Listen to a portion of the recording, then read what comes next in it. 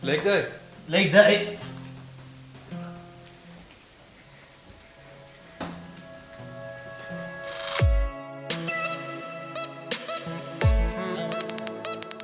Hey guys, what's up? I'm Dieter. And I'm Rick. This is the Pro Nation Lifestyle. Thank you so much for joining us. Sit back, relax, and enjoy the video.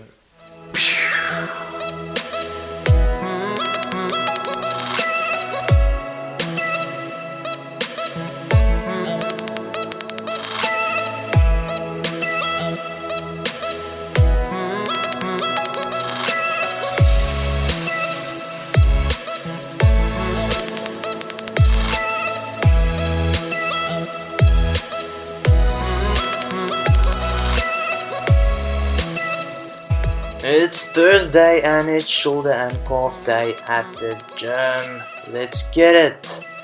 Okay, so first of all, we're starting out with some dynamic stretches. We've got a nice day planned for today. We've got 3 workouts. First a shoulder workout, then supersetting with a calf. The same for the second and the same for the third. Then we're ending off with a nice high intensity session that consists of 3 exercises without any rest in between.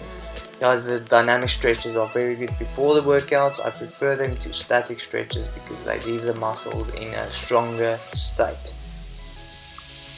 The rest times of our workouts are going to be around 60 seconds. We're trying to keep it under that to maximize fat burning. Once we get into the bulking season, we will focus on more rest and more weight. As you can see, this warm-up consists of both upper and lower body stretches. This is to make sure the entire body is working and ready for the movements to come.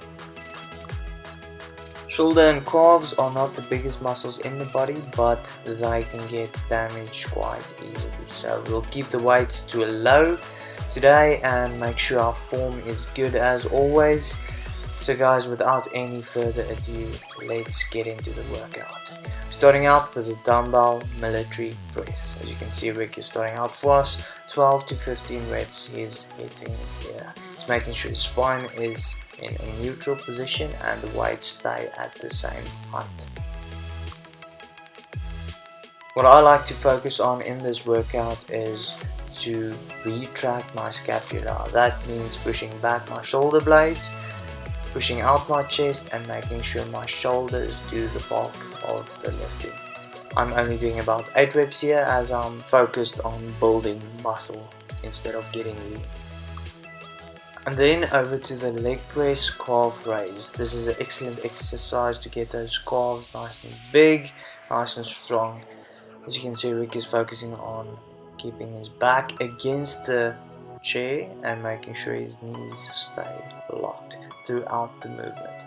His calves need to do the bulk of the workout.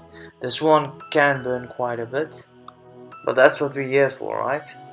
I'm making sure my calves are doing most of the work, my feet are in a neutral position, as well as my neck and spine. You can go quite heavy on this. As you can see, I've got a few plates on each side here. Guys, it's important to stay hydrated, make sure those water levels stay up there. Next, the upright barbell row. This is one of my favorites. 12 to 15 reps, it's working those upper traps. As you can see, Rick is focusing on that straight spine and getting the full movement in. Notice when you lift up the weight, the elbows move outward and up. Make sure you maintain this position throughout the workout. Then the superset is coming up, the Barbell Calf Raise. As you guys can see, we've got some plates stacked on the floor there just as a lift so we can get the full calf movement in. As you can see, Rick is focusing on going all the way down, all the way up and pausing right at the top. This is a very good exercise for your calves and those stabilization muscles as well. As you guys can see here, I'm trying to keep it at the top of the repetition for just about half a second, just to make sure I'm targeting those calves. Okay, then over to the next workout. It's the standing cable rear delt rows. As you can see here, Rick is focusing on that small pause at the end of the movement as well, making sure his chest is pushed out and his scapula is retracted at the end of the pull. This is also not an exercise where you go very heavy. You keep weights as light as possible and just make sure you get the full movement in to give you that well balanced and great shaped deltoid. It's also important, as you can see Rick is doing here, to go back as slow as possible. Do not let the weight fall down and slam back, but to control it throughout. You can see I'm doing the same here, making sure I get a slight pause in at the top and then letting it go slowly. This is the final shoulder workout of the day, and as you can see, we're pretty tired. Okay, so over to the seated calf raise. This is a superset of the previous exercise, 12 to 15 reps again, making sure you get that full movement. As you can see with the weight there, we only have 2 plates, 1 plate on each side. This exercise is not supposed to be heavy. You have to do this with a lighter weight just to make sure you get that full movement in. As you can see, the calf muscle is getting more than enough tension on it. And again guys, please stay hydrated. Okay, then the high intensity interval part of our training, HIIT.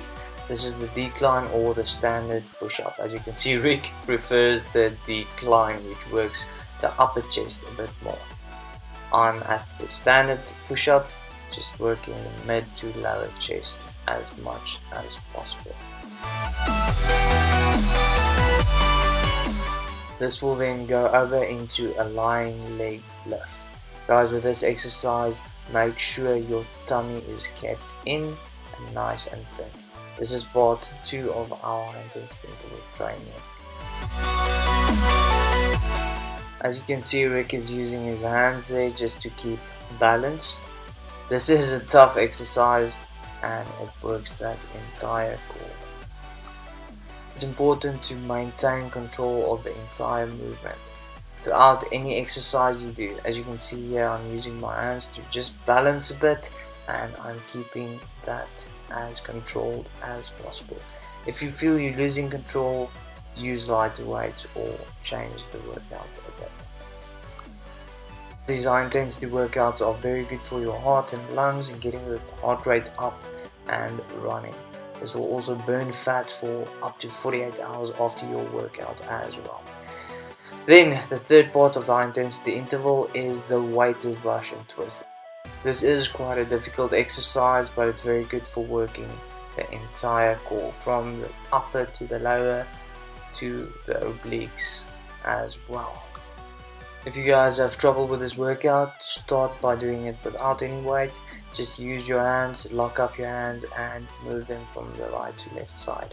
I find it easier when I put my feet next to each other, keep them together to keep that balance going. If you have any questions regarding this workout, please feel free to leave a comment and I'll get back to you. So family, today's thought is positivity. How do you stay positive? Well, the way we stay positive is by taking every negative situation in our lives, every negative thought, looking at it from a different angle, seeing how we can change it into something positive. Change your mind to change your life. How do you stay positive? Please tell us in the comment section below. Thanks for watching this video and we will see you next time.